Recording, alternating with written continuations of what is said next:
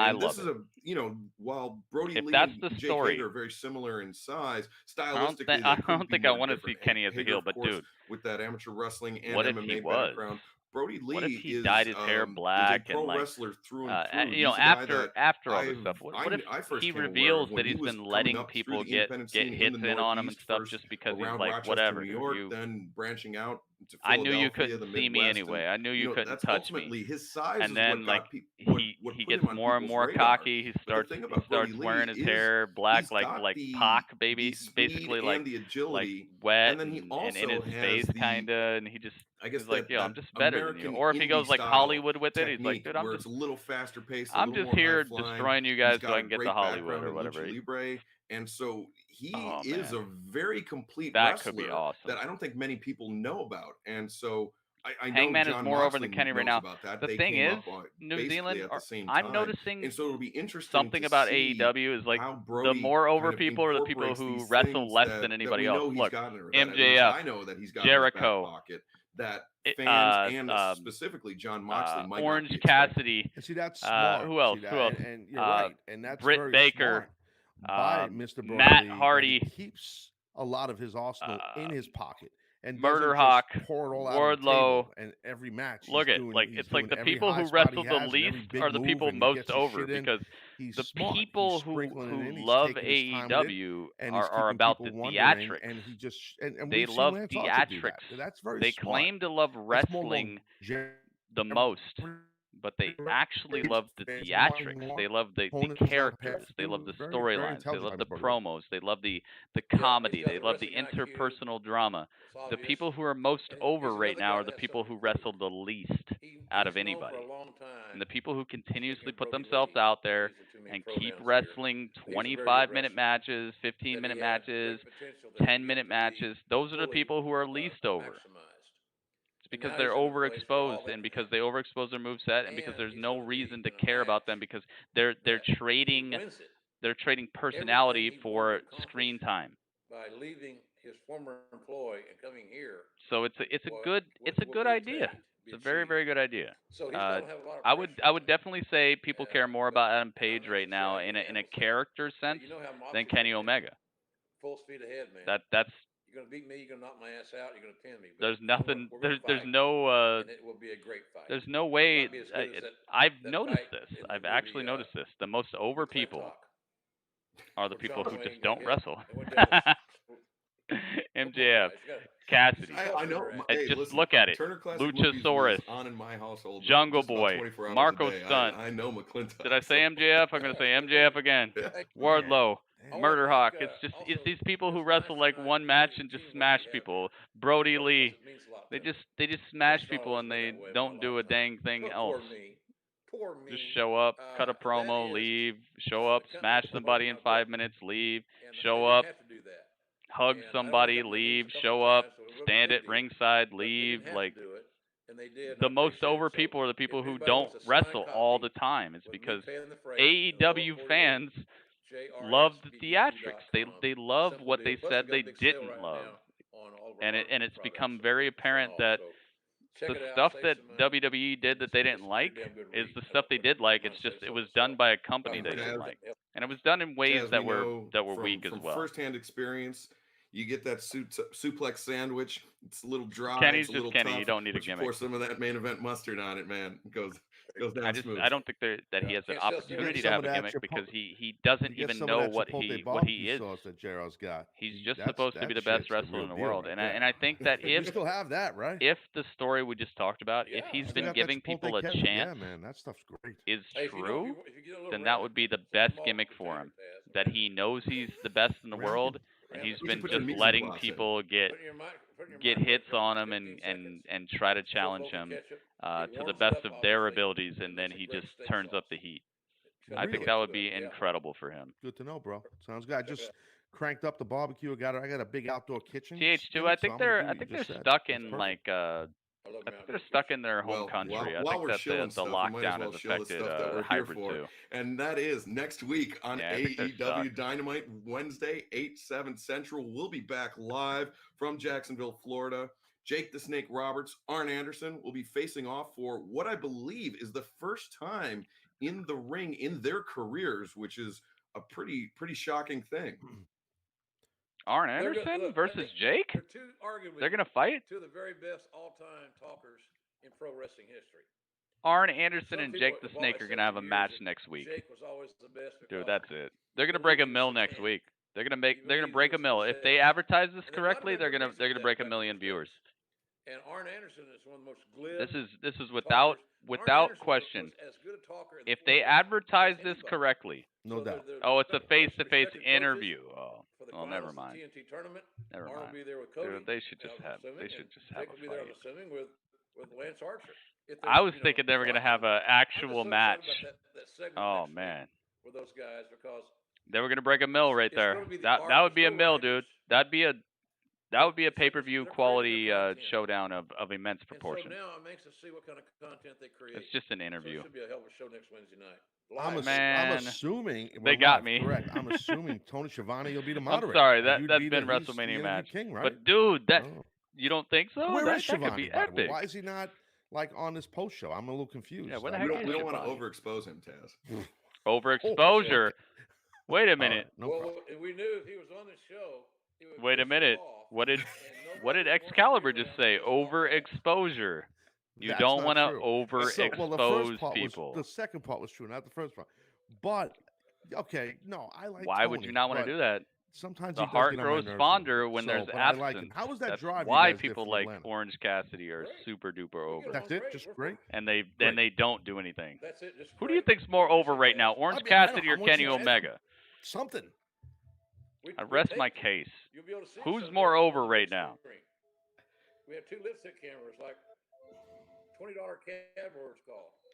So there's a meter somewhere. There's a meter somewhere about how many moves that Orange Cassidy has actually performed in AEW and how over he is versus how many moves Kenny Omega has performed versus how over he is. Like it's night and day, dude. It's like the exact opposite. Exact opposite graph. Like 2 buddies. Orange Cassidy, all the way up here, did 10 moves. Kenny Omega did 5,000 moves. That is down here. Nothing about this until it's dropped as a podcast. I'm telling you, man. The people who are most over are the people who just never wrestle or barely wrestle. Insufferable came up a couple times. That's because they're more about character. They're more about I actually care about seeing this guy instead of more the I just want to see. Is he gonna do the triple? Is he gonna do 3 Ranas tonight? How many suicide dives will he do? Not only that, a little bit of a preview, another preview for Never Double watched or Jericho. Nothing. Dude, we gotta watch Cassidy, that. We gotta watch Ray that, Mo. Phoenix going one-on-one. They'll be part of that big casino ladder match. Another Orange unique Cassidy matchup that we versus have Ray coming Phoenix. up at Look, Double he's or a Nothing. draw now. He This could fight is, one of the greatest first of its wrestlers on the kind. planet, 2 and men will he's start the match. done Everybody less will draw moves than random anybody numbers. else on the roster 2 men will besides start maybe the match. There'll be a chip high above the what's ring. that guy's It's name? a typical ladder match. Concrete Rose? The first person to grab the chip wins and gets What's that guy's the name? I forgot his AEW name. World Championship title shot. But the interesting thing is that the match can end at any time. The first person to grab the chip, whether there's 2 men in the match or all 9 men in the match. God. So there's I forgot his name. a lot of high stakes there. Typically in these type of matches. Sunny Kiss. There you go. higher Sunny the number Kiss. you Yeah. draw, the better Besides off you Sunny are. But Kiss, here, I'd say it's Orange the exact Cassidy has done opposite, the Taz. least amount of moves it's in gonna be very AEW interesting. history I've at this point. Keeping my eye on Or maybe on the men's side of things. I'd say on the women's side of things, it would be it should be Awesome something Kong. pretty cool. Probably it's gonna Awesome be Kong like has done you less just laid moves out than Alex, anybody some else. different I things think going on even than your traditional Brandy has stuff done you may more have seen in moves the than past Awesome with Kong. something like this, like a ladder, different than a regular ladder match. Sunny And Kiss. obviously, Thank you, New Zealand. the New Zealand, opportunity you to changed get the color of your an name. opportunity at the World Seem Championship easier is to see now. massive. So no, it should be. Well, should be Baby great Oil. as No, we no, no, no, learn no, more no. about who No, not Baby the, Oil Man, the because wrestlers Baby will be, Oil the Man, AEW stars that'll be in he this. hung out with Kenny think Omega the, in a tag Ray team match Phoenix, and did match incredible this amount of week, moves it's gonna be really because he was good. hanging out with Kenny A lot of Omega. fun, a lot of Okay. high flying. The second you add Kenny Omega, I'm it's gonna like go on putting a stuff little into a out on a limb blender. here. I think that the It's the difference casino between ladder match eating an will end apple. before all the participants have entered the ring. Just think about how You you have to eat wait an till apple everybody gets there to enter. and putting an It's like apple in a blender. get Like go. that's the If difference you're the between first and second a entrant, normal you're the wrestling best match spot in the whole house. Right. Because you can get rid and a of one Kenny guy, Omega but match. the deal- Just blend, you're in the dude. money and the match is over. That's the I difference. believe that's going to happen. I think somebody. As soon as you know you're wrestling Kenny Omega, it's about to be a blender match. There to hear their music, and the match is going to go ding, ding, ding. It's over. A lot of times, and you guys notice a lot. It's the to your difference point, between Gerald, eating a an lot of apple times in and these type making of matches, applesauce.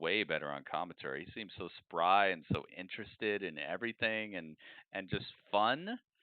That's one of the things that I really want to talk about. He seemed fun tonight. Like, I was actually having fun listening to Jim Ross tonight. He did a really great job. I gotta say, man, Taz is cool, man. He is. AEW has, wait for it, Trent. Yeah, they do have Trent. They do. And his what 16-minute match he had against Kenny Omega, that really did wonders for him, right? Like he's so incredible now. I mean, man, he's such a threat. He's challenging for the world title. He's the best there ever was now. It did so much for him.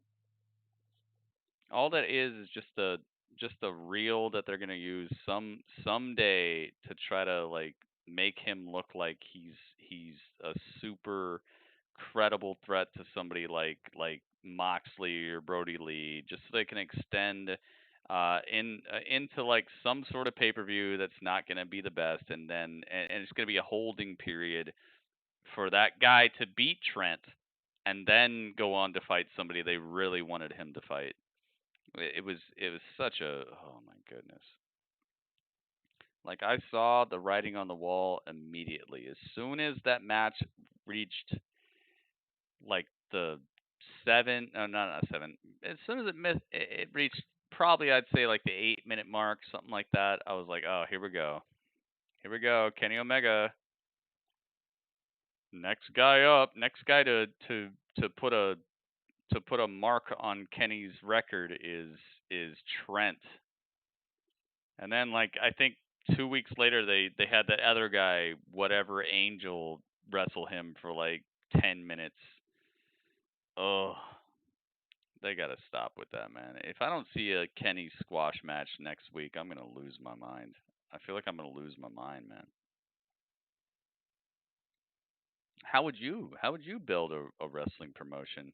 You know, what if you signed some people right now? What if all of a sudden you won $1 billion in the lottery, and you woke up and you found out that the $1 billion was contingent. You can only get the $1 billion if you successfully ran a wrestling company for 2 years. Would you sign a bunch of wrestlers and then also try to make a bunch of other wrestlers who nobody's ever heard of take down your greatest? Would you sign AJ Styles and then have AJ Styles wrestle 15-minute matches against a guy named like Ace Angel that nobody's ever heard of? Would you have Trent wrestling AJ Styles for 17 minutes and almost getting the timeout victory? Would you do that? Is that how you would try to get that $1 billion? You have to successfully run a wrestling company for 2 years. Would you do that? And I know there's going to be some people like, yeah, I do that because then I'm building new superstars. Really? So successfully means you get a chance. People aren't going to come back a year from now like, hey, did they build somebody yet? People are going to be hooked if you do it right. I know I haven't watched this GBW thing, but I'm wondering, did that guy who almost beat AJ Styles become a star? Let me tune in tonight. Nobody's doing that, dude. They're looking for something to latch onto. They're looking for something to love, something to actually pay attention to and be inspired by, dude. Nobody's inspired by this. You would not do that. Okay, nobody would do that. If you had $1 billion waiting for you in the bank right now, okay, somebody says, we're going to give you $1 billion. All you have to do is make sure you get a ratings increase for the next 2 years. Would you be taking time to have almost timeout victories versus your super tip-top guys you're trying to make look like the best thing ever?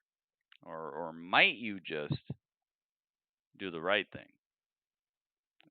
It's outlandish, man. I can't understand it. And it's like there are other people they're doing well by, dude. Darby Allin's more over than Kenny right now. Darby Allin's looking like $1 million, and the thing is, he's losing matches. Okay, it's not that he's winning as much as Kenny. He's losing matches. It's just he's losing matches in ways that make you root for him. He's losing matches in ways that make you root for him and make you care about his character and make you see the struggle and make you see the divide between him and the champions or the tip top guys is getting shorter and shorter and smaller, and he's starting to actually become a star. Okay, and this is the exact opposite. They're making the distance between their best wrestler and everybody else appear to be non-existent, to where there's no reason to care about Kenny, and he can't cut promos that matter, and he's corny as heck. So it's like you have no reason to care about him because everybody can do what he can do. So it's like, what the heck's the reason to watch him? At least Darby Allin seems dark and conflicted and foreboding, and he's got personality, and he's got some mystery to himself. There are reasons to care about Darby, even when he loses, but there's just the reasons to care about Kenny are becoming smaller and smaller, because it's like, dude, if everybody can be on your level, then why do I care about you? Why don't I care about this other guy who's on your level, who's more interesting? Who he's hanging out with this guy with his hands in his pockets. That guy's at least something weird. You're just hanging out with nobody. You're hanging out with Matt Hardy out of nowhere. Makes no sense. You guys don't look like you're friends. You don't hang out. There's no like there's no vignettes that show you guys being friends or hanging out awkwardly or building it like how they built the Broserweights, or how they built the Newly Bros, and that didn't turn out well, but it was still fun. You could show them being an awkward hangout thing and start showing some of the personality of Kenny and having him bounce off of someone like Matt Hardy, who's extremely charismatic, extremely creative. You could start transferring some of that charisma over to Kenny and making something fun happen there, to where we start caring about Kenny. But there's nothing like that. It's just, oh, hey, remember that guy you heard about before AEW? Yeah, he's here now, and he's having problems with everybody. Nobody is is too bad for him to have problems with. Like, I just don't get it, man. I really don't. And I guarantee you, if you had $1 billion in the bank waiting on you, and you had to successfully run a wrestling company, Kenny would be your world champion right now. Moxley would probably be your like hardcore champion right now. Him and Jimmy Havoc, Joey Janela, and Luther would probably be having a fatal 4-way at the pay-per-view for the hardcore championship, and it would be like a fatality 4-way. They wouldn't even call it a fatal 4-way. They call it a fatality 4-way, where someone needs to actually be in like mortal danger for the match to end or something. You'd probably have Nyla Rose versus probably Statlander or Hikaru Shida in some sort of gimmick match where they have straps on them, like they have a strap, but they have to touch all four corners, so it's not just a brutal body slam match. You'd probably have Cody Rhodes. I'd say maybe Cody Rhodes versus Murderhawk, because that's a really good showdown. But you might actually throw in an extra little thing where Arn's going to be at ringside and Jake the Snake is going to be at ringside, but they get to actually they get to choose the ref after each fall or something and make it like a first to 5 match or something. Like, you would do so much cool stuff if you had $1 billion that was in the bank, but you only get it if your company increases ratings and turns out successful instead of going down. You would do so many cool things. But there's these like holes in the company right now where they're not striking while the iron's hot on certain superstars, and it's just going to end up costly. You'd probably make it so MJF had to put the ring on the line, but he'd have to put it against Brodie Lee. I think that would be absolutely perfect. Brodie Lee. Make it so it's Brodie Lee versus Wardlow, but if Brodie Lee wins, he gets a shot at the ring on the next episode of Dynamite or something, so that he can have people kiss the ring in the Dark Order or something. That's just off the top of my head. Imagine if I had like a week to think about it. Imagine if I had like 2 weeks to think about what I could do with the pay-per-view. that's just off the top of my head. I've literally made a better pay-per-view than what they're going to be doing already. It's already done. I've already made a better pay-per-view than what Double or Nothing has booked up. That's what we would do. Mercury, what's up, dude? That's what we would do. And if you had $1 billion waiting in the bank to actually, and that $1 billion was contingent, you're not going to get $1 billion. The only way you get $1 billion is if after 2 years, AEW or whatever your wrestling company is, you can call it whatever you want, but I'm just using AEW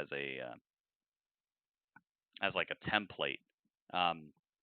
You got 2 years to make a wrestling company successful, which means just basically profitable and make sure the ratings aren't going down consistently by the end of the 2 years. If by the end of the 2 years it's going like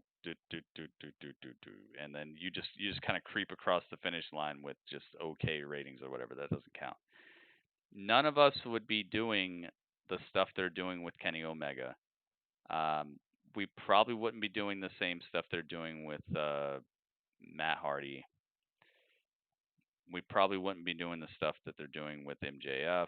Like that, they're talent that is, I don't want to say homegrown, but the talent that is becoming a household name off of AEW is being utilized in a way that it's fun to look at, but it doesn't appear to be what you would do if you had that on the table. And that's what happens. You have too much money, it's like whatever. Rocky Mountain Pro is what I call my company. Oh, well, there you go. You got it. That's a good one. That's a good name. Sounds prestigious, man. It sounds prestigious. But yeah, that's what I'm saying, man. And that like I know I've been harping on the Kenny Omega thing for a while here, but it's because I feel like Kenny is that fulcrum. I feel like he's that midpoint where like you can definitely tell that AEW is doing an okay job with certain superstars, but they're going so wild, wacky, and unpredictable with their lore at this point that it's just like anything's possible, which makes it not. It doesn't seem like the greatest investment to put your time in, or at least for me to put my time into. Like I'm just gonna tune in with like a hey, okay, let's watch this type of mindset. It's not the same way that I tune into stuff where I care about the storylines and the characters. Now it's just for fun, you know. It's kind of like how I play Fortnite. I just log into Fortnite and I'm like, hey, whatever happens, happens. It's colorful, and sometimes things go well, sometimes things don't go so well. I'm just happy to be here. I'm just gonna, I got an hour or two. Let me find out what's going on in Fortnite tonight, or let me find out what's going on with AEW. It's not a tune in to where I'm like, is Thanos going to win? Is Iron Man going to die? Like it's not that type of investment for me anymore. And they can buy that back because they have it with certain storylines. They have it with certain superstars, but there's just so much wild, wacky, outlandish stuff that is just in the very main event, very top of the fight card, very, very on the freaking announce table. Like everything has this weird, wild, wacky, wild and crazy kids type of feeling where I feel like I'm watching wrestling on Nickelodeon during like the 90s. Like just anything can happen. Oh, somebody's going to get slimed next week, to where I'm just tuning in to like be entertained, and I don't really take anything serious except for maybe two superstars. And that's where you jump the shark. That's where you lose that down to earth situation. Stone Cold was down to earth. He made things funny, like when he pulled the gun on Vince McMahon and he pulled the trigger and it just said bang.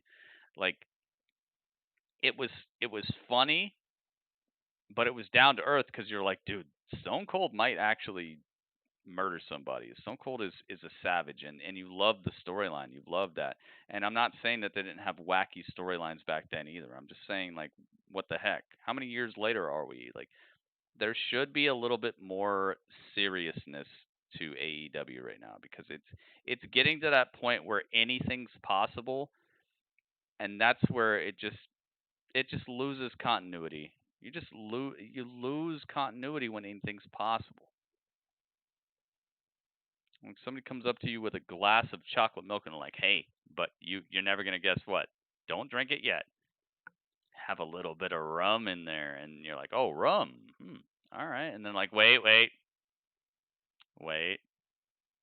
Guess what? Tapatio, baby, hot sauce. And you're like, okay, was that like? I heard about like the Incans. The Incans, they used to have spicy chocolate. Okay, cool. All right, maybe I'll drink this. And they're like, but wait. Doritos, baby, crushed Doritos. And you're like, all right, hang on a second, dude. Hang on, like, you really, I'm gonna drink this? And they're like, yeah, trust me. It's fun. Isn't it fun? It's colorful. You never know what to expect. And you're like, all right, Jericho, because Chris Jericho, because you said I should drink this, I'm gonna drink it. And then you're about to put it in, they're like, hey, hang on. Anchovies, baby. You never expected anchovies, right? What? Yo, I'm a genius, right? Baby oil, hang on, baby oil. I'm squeezing baby oil in there. It's like, dude, when you go too far, when you introduce too many elements that are just so far out of left field, it makes it so next time this guy serves you a chocolate milk, you're gonna be like, all right, what are you gonna add this time? Oh, Tickle Me Elmo doll. Okay, cool. Yeah, grind that up. Yeah, Tickle Me Elmo. All right. Like, it's fun for a second because you're like, dude, this guy's crazy. But then after a while, you're like, are we gonna get back to like the chocolate milk? Because I love chocolate milk. Not so sure I love all this baby oil, Tickle Me Elmo, Tapatio, Dorito stuff. Like, it's funny, yes, but like, I love chocolate milk. That's why I picked up the drink in the first place. So can we get to that, or is that I have to go over to Cody and ask him about that, because Cody's the only one giving me chocolate milk right now. Oh my goodness. Oh, has the dynamic ever changed? Oh my goodness. Yo. Game Maker. See, Game Maker knows what I'm talking about. See? Game Maker knows what I'm talking about. Now I want $1 billion. Well, there you go, man. All you got to do is run a successful wrestling company for 2 years and also have the deal I just talked about. Game Maker. You see, Game Maker knows what I'm talking about. He likes chocolate milk, and he knows what I'm meaning by this entire thing that I'm saying. It might be interesting to begin with. That does not mean it's going somewhere that is beneficial to your idea. Okay? Just because you got people interested for a small period of time to find out what's the next thing you're going to pour into this chocolate milk does not mean that this chocolate milk can stay diluted by these weird, wacky, wild ingredients forever, and people are still going to be interested because they came there for the chocolate milk. AEW, we came here for an alternative. So you're going to have to deliver the alternative eventually. It can't just be wacky wildness. Oh my goodness. Oh my goodness. Dude, Game Maker has absolutely been the savage dragon. Mo killed it today too. Game Maker, thank you so much. 500 bits, and then on top of that, he delivers the Eclipse. So I hope you guys know what I'm talking about. This is a gaming, not a gaming talk show. This is a wrestling talk show, a wrestling hangout. It is a a place for us to come together, bounce ideas off of each other when it comes to feuds you'd like to see, wrestlers you'd like to see do something else with their gimmick, what you think could be next for an entire promotion, or what you think could be next for a storyline. So sometimes we're going to have these conversations, and I think they're very necessary, because what happens is some people get in one direction so far that they can't understand that there's so many other people who don't see it that way, and why. So I try to present the opposite end of the spectrum sometimes just to let people have a look at it, and to see why some people might not like your current promotion. There is a lot of reasons why some people don't like WWE currently, or why some people don't find NXT to be the best brand, or why some people don't like AEW as much as other people, or some people don't like Ring of Honor or New Japan. Like there are reasons for these, and sometimes I like presenting those reasons, because I feel like some people get really wrapped up in one thing, and they can't understand why there are other people who don't agree with them, and so they're like they become belligerent, or they become very mean to those other people, when it makes perfect sense if you look at it. Like, it makes perfect sense. It's not bad. Oh boy, hang on a second. Hang on. Gotta mute that. I gotta mute it. Upgrades. Oh my goodness. Dude. Gifted? Gifted. Holy moly. That's what's next for you. That's what's next for you. That's what's next for you. You got the subscription. That's what's next for you. Game Maker hooks it up. I know we're still live on YouTube. I know, that's why I was muting that. Because I always get copyright claimed. So super duper thanks to all the people on the YouTube channel. This is where I bid you adieu. I hope you enjoyed Grapple Chat. I hope you enjoyed the hangout. I hope you liked the in-depth conversation about the state of wrestling, and the state of the, I would say, even the art of wrestling, and the booking of certain superstars, especially at the top of the fight card or the middle of the fight card. I hope you liked this conversation, because I feel like those are extremely necessary conversations for us to all have. And even if you, and I know a lot of people are going to think it doesn't matter, Gray, because we're not in the wrestling industry. Dude, you matter to the wrestling industry more than the people in it, because if you don't show up, you don't watch, there's nothing to talk about. There's nothing to talk about. These people got to go find some other jobs. You guys are supporters of wrestling. What you think about wrestling and what you watch directly affects the people who do the jobs, who do the camera work, the booking, calling people up, finding people to be at your event, like all this stuff. You directly affect everything that happens, because even if you're Tony Khan has millions of dollars, but he's losing money right now. He's losing money putting these things on because people can't come and show up. So you've made a millionaire lose money because you can't go to the show. And it's not, I know it's not your fault, but that's how much you matter. You've made a millionaire lose money because you can't be there. So we all matter, man, and our opinions, our thoughts, and what we're planning on supporting or what we're planning on buying in the future, that stuff directly affects the people who put on these things. So it's very important for us to have these conversations and never feel like your opinion doesn't matter. And that's why I try to tell you guys this, and this is why I try to put you guys' opinions front and center. Listen to what you say, read your comments, put on review shows where you guys get to review the shows. It's because I know for a fact, if we don't care, there's nothing to talk about anymore. There will be no wrestling. Okay, there is not one millionaire on this planet who's going to risk their individual fortune and the future of their family just to put on some wacky wrestling that doesn't matter. Trust me, it's not going to happen. We saw it with Ted Turner. We've seen it with Vince McMahon as well. Vince McMahon, he puts on stuff that he believes in one way or another. At least he cares about his own thoughts. Like he's not out here running a company just to run a company. He's making money, man. So you guys matter.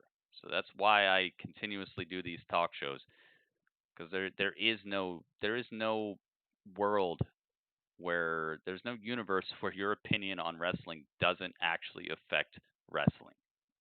You guys matter. I hope you loved it.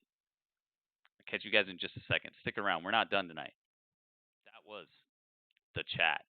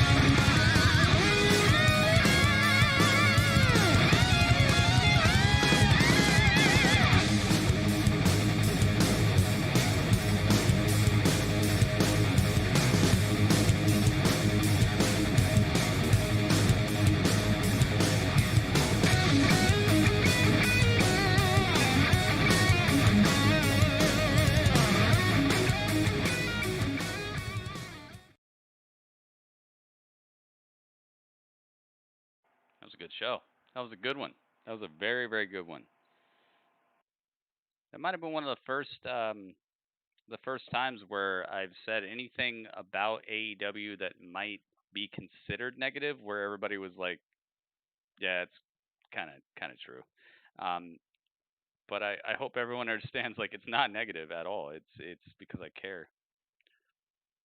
It's because I care.